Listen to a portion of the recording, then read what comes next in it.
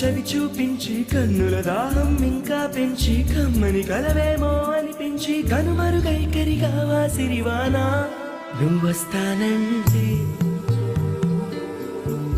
నేను తంటానా. ఏంటే ఇక్కడే నిలబడిపోయావే? పాపం అతను ట్రైన్ మిస్ అయ్యాడమ్మా.